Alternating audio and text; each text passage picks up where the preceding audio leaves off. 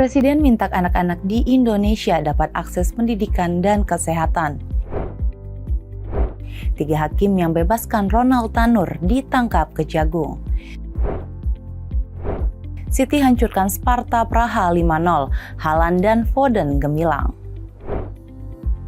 Selamat malam pemirsa setia Berita Nasional TV. Program Berita Nasional Malam kembali menyapa Anda. Malam ini kami akan sajikan berita-berita terpanas dan terupdate dari seluruh Nusantara. Mulai dari perkembangan politik, ekonomi hingga isu sosial yang sedang hangat diperbincangkan. Bersama saya, Sanas Kairus.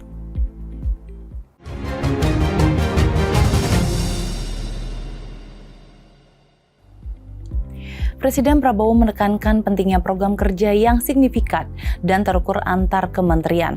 Ia juga mengingatkan untuk tidak sembarangan membuat program kerja. Presiden Prabowo Subianto menekankan pentingnya program kerja yang signifikan dan terukur antar kementerian. Presiden mengajak setiap kementerian untuk segera menyiapkan program kerja mereka dan menyatakan kesiapan untuk melakukan koordinasi. Prabowo juga menyoroti urgensi swasembada pangan dan energi di tengah ketidakpastian global dan menginstruksikan kementerian terkait untuk merumuskan hilirisasi 26 komoditas utama yang harus segera dikejar.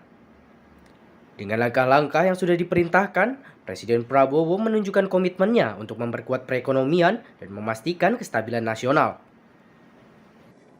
Ada beberapa pengarahan dari saya, Menteri Bappenas, pastikan semua program dan kegiatan di semua kementerian lembaga mempunyai kontribusi yang signifikan, terukur, dan saling bersinergi. Pelajari kembali semua proyek. Jangan ada proyek yang mercusuar. Semua ditujukan kepada yang saya sampaikan. Presiden Prabowo Subianto menegaskan bahwa bentuk nyata dari demokrasi adalah ketika rakyat mendapat akses yang baik terhadap pendidikan dan kesehatan. Prabowo menegaskan poin penting tersebut bisa tercapai apabila para menteri dan penegak hukum tidak ragu dalam melaksanakan tugas. Dalam rapat kabinet perdananya, Presiden Prabowo Subianto menekankan pentingnya akses pendidikan dan kesehatan sebagai wujud nyata demokrasi. Prabowo mengatakan demokrasi yang paling cepat dirasakan oleh rakyat adalah ketika mereka mendapatkan pendidikan yang layak dan akses kesehatan yang memadai. Prabowo menegaskan pentingnya pendidikan dan ia telah menginstruksikan kepada Menteri Pendidikan Tinggi dan Menteri Pendidikan Dasar Menengah untuk memastikan bahwa setiap anak di Indonesia mendapat akses pendidikan yang memadai dengan pemanfaatan teknologi sebagai pendukung. Selain itu, Prabowo juga menyoroti akses kesehatan yang merata dan memadai bagi rakyat. Prabowo juga menekankan bahwa 2 poin tersebut sangat bergantung pada kinerja para menteri dan penegak hukum yang kuat. Ia meminta untuk bertindak tegas dan tidak ragu-ragu dalam mewujudkan program ini. Ketua Komisi 13, Willy Aditya yang juga politikus Partai Nasdem ini mengungkapkan tugas dan fungsi Komisi 13 sebagai alat kelengkapan Dewan baru. Ia katakan keberadaan komisi ini dapat membuat tugas DPR lebih fokus dalam pengawasan reformasi, regulasi, dan HAM di Indonesia. Willy Aditya yang baru ditetapkan sebagai Ketua Komisi 13 DPR RI menyatakan siap memimpin komisi yang membidangi urusan reformasi, regulasi, dan hak asasi manusia dengan semangat kolaboratif lintas sektor. Menurutnya, pembagian ruang lingkup kerja komisi di DPR pada periode ini telah dilakukan dengan efektif, serta penambahan komisi yang ada diperlukan untuk membuat kerja-kerja parlemen semakin maksimal. Ia menegaskan bahwa DPR siap bekerja sama dengan pemerintahan Prabowo dalam mengawal urusan perlindungan serta penegakan hukum dan HAM. Sebelumnya, pimpinan DPR RI bersama para anggota Komisi 13 DPR RI menyetujui Willy Aditya menjadi Ketua Komisi 13 DPR RI periode 2024-2029 dalam rapat internal yang digelar di Kompleks Parlemen Jakarta, Rabu 23 Oktober 2024. 4 wakil Ketua Komisi 13 DPR RI lainnya yaitu Andres Hago Pereira, Sugiat Santoso, Dewi Asmara, dan Rinto Subukti. Komisi 13 DPR RI ditetapkan membidangi reformasi, regulasi, dan hak asasi manusia dengan mitra kerja Kementerian Hukum, Kementerian HAM, Kementerian Sekretariat Negara, Kementerian Imigrasi dan Pemasyarakatan, Komnas HAM, Lembaga Pelindungan Saksi dan Korban, Badan Nasional Penanggulangan Terorisme, Badan Pembinaan Ideologi Pancasila, Sekretariat Jenderal DPD RI, Sekretariat Jenderal MPR RI, dan Kantor Staf Presiden. Dari Jakarta, Sanas Khairus, Galuh Anggara melaporkan untuk Berita Nasional TV. Presiden Prabowo menekankan perlunya menteri meningkatkan pelayanan publik dan memperbaiki kinerja birokrasi yang lambat. Prabowo meminta para menteri untuk segera mengatasi hambatan dan mengambil tindakan tegas terhadap pejabat yang tidak efektif. Dalam sidang Kabinet Paripurna Perdana di Istana Merdeka, Jakarta, Presiden menegaskan pentingnya pelayanan publik yang optimal dan meminta para menteri untuk mendorong pejabat di bawah mereka agar bekerja keras supaya mengatasi kendala dalam birokrasi yang selama ini dikenal lambat dan rumit. Prabowo menyampaikan bahwa masyarakat sering merasa birokrasi mempersulit bukan mempermudah urusan mereka. Dan menekankan perlunya keberanian menteri untuk memberikan pelayanan terbaik bagi rakyat. Prabowo juga menginstruksikan para menteri untuk melaporkan pejabat yang tidak memenuhi standar kerja dan dengan tegas menyatakan bahwa tidak ada yang kebal dari tindakan tegas jika tidak bekerja keras untuk bangsa dan negara. Ada pembicaraan oleh rakyat kita bahwa birokrasi pemerintah kita sering mempersulit bukan mempermudah keperluan rakyat. Bahkan ada yang mengatakan kalau bisa dibikin sulit, kenapa dibikin mudah? Ya, ini saya minta menteri-menteri sekarang, mari kita lebih berani, mari kita lebih tidak ragu-ragu untuk memberi pelayanan yang terbaik kepada rakyat kita. Jangan ragu-ragu kalau saudara tidak puas dengan pejabat-pejabat di bawah Anda, laporkan, segera kita ganti. Ketua Badan Legislasi DPR Bob Hasan memimpin langsung rapat pleno agenda Badan Legislasi DPR periode 2024-2025, Rabu 23 Oktober 2024. Bob mengungkapkan RUU PRT dan RUU MD3 masuk daftar prioritas.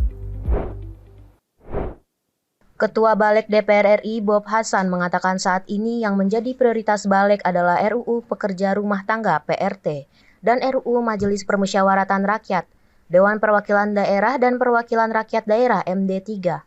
Tidak ada RUU perampasan aset dalam daftar prioritas saat ini. Sebelumnya Wakil Ketua DPR RI Sufmi Dasko Ahmad mengatakan DPR RI akan membahas 3 rancangan undang-undang RUU pada periode 2024-2029. Adapun RUU tersebut yaitu perampasan aset, RUU Masyarakat Hukum Adat, dan RUU Perlindungan Pekerja Rumah Tangga. Dasko mengatakan RUU PPRT saat ini berstatus carryover atau memasuki pembahasan. Sementara itu RUU Perampasan Aset dan Hukum Adat Masyarakat telah dimasukkan dalam Program Legislasi Nasional Prolegnas pada DDPR periode 2024-2029.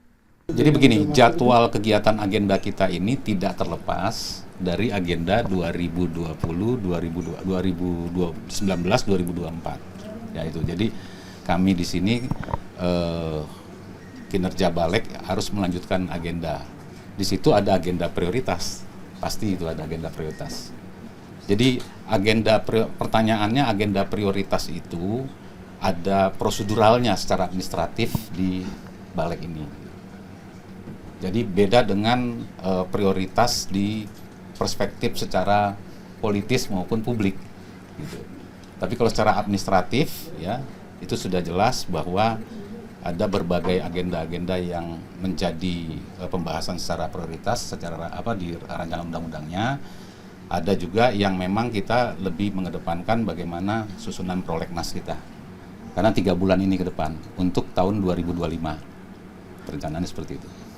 Dari Jakarta, Sanas Khairus, Galuh Anggara melaporkan untuk Berita Nasional TV. Informasi berita lainnya akan kami sajikan usai jeda berikut ini. Tetaplah bersama kami di Berita Nasional Malam.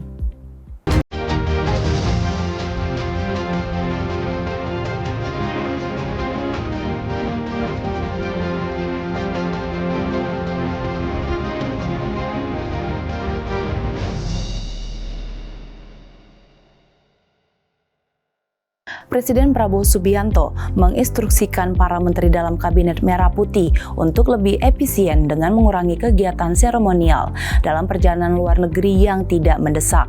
Hal ini disampaikan dalam rapat Kabinet Perdana yang berlangsung di Istana Merdeka, Jakarta pada Rabu 23 Oktober 2024. Presiden Prabowo Subianto memimpin sidang perdana Kabinet Merah Putih di Istana Merdeka, Jakarta. Dalam sidang tersebut, ia meminta para menteri untuk mengurangi acara seremonial dan perjalanan luar negeri yang tidak penting, menekankan efisiensi dan fokus pada pembangunan ekonomi rakyat. Prabowo juga meminta Menteri Koordinator dan Menteri Keuangan untuk menelusuri kembali alokasi APBN secara teliti. Ia menegaskan pentingnya memastikan setiap program dan proyek dijalankan dengan benar dan efisien. Presiden mengumumkan pembentukan Badan Pengendalian Pembangunan dan Investigasi khusus untuk memantau pelaksanaan program pemerintah serta meminta seluruh menteri bekerja disiplin demi kesejahteraan masyarakat.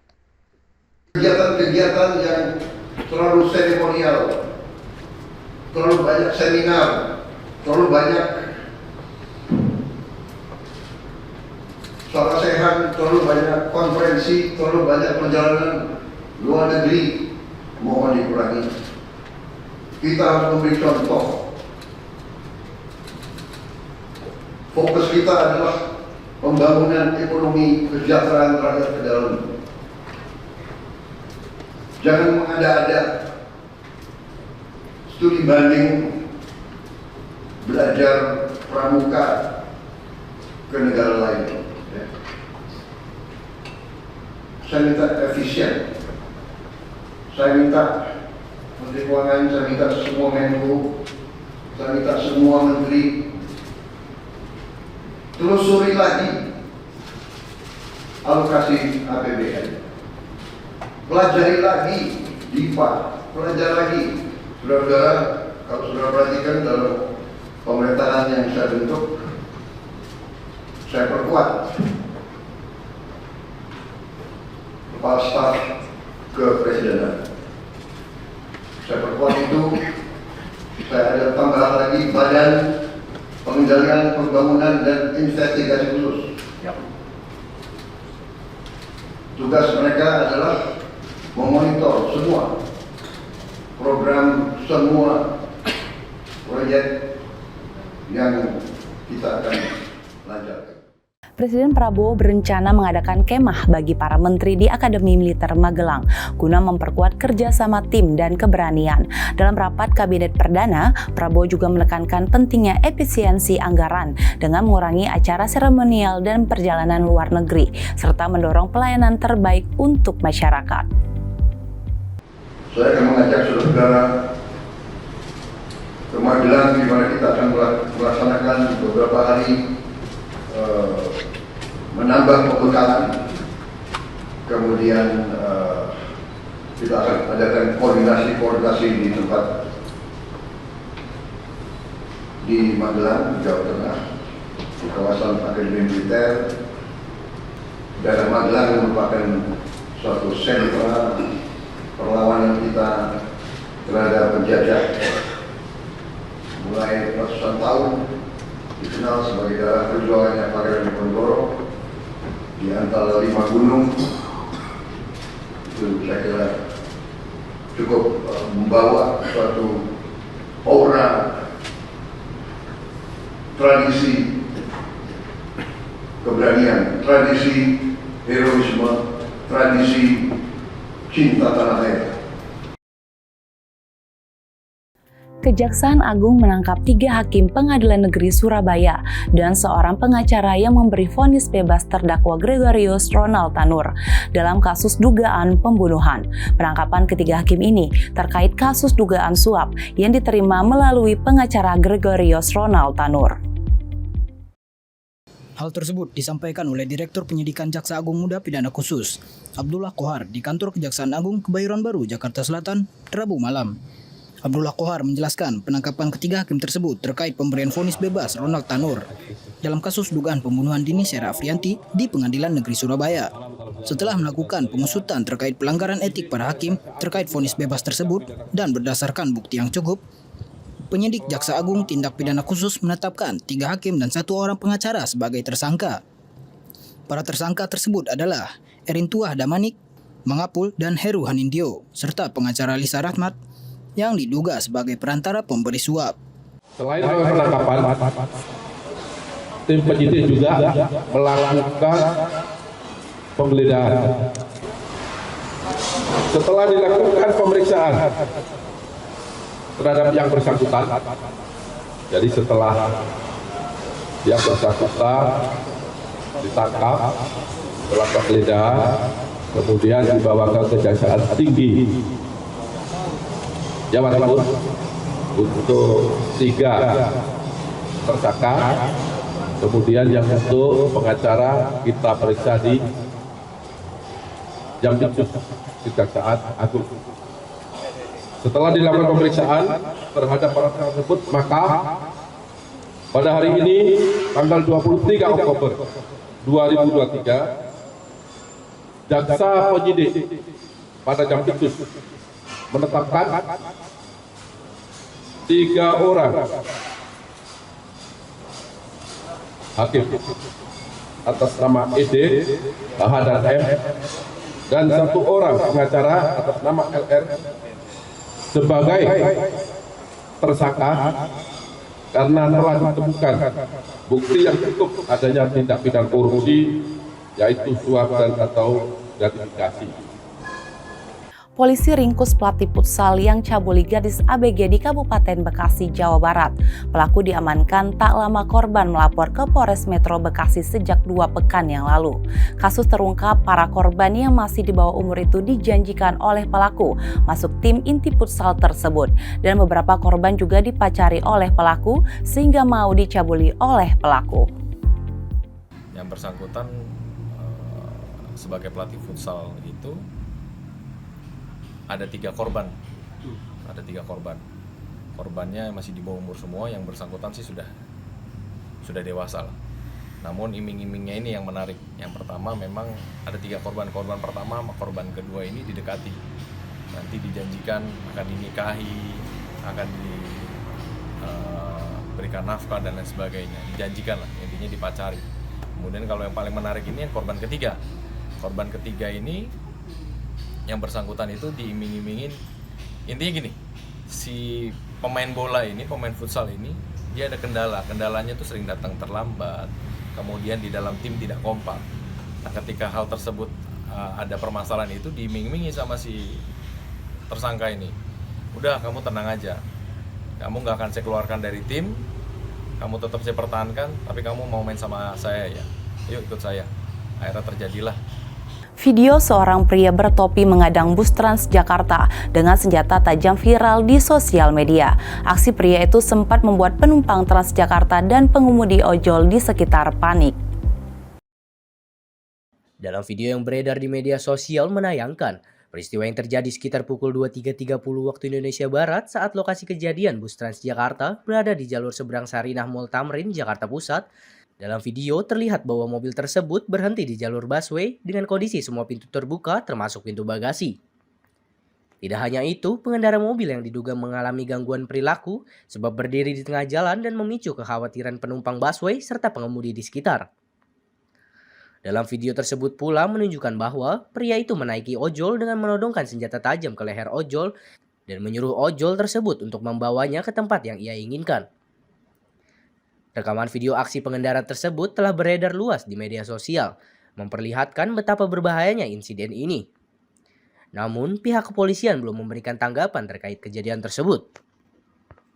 Informasi berita lainnya akan kami sajikan usai jeda berikut ini. Tetaplah bersama kami di Berita Nasional Malam.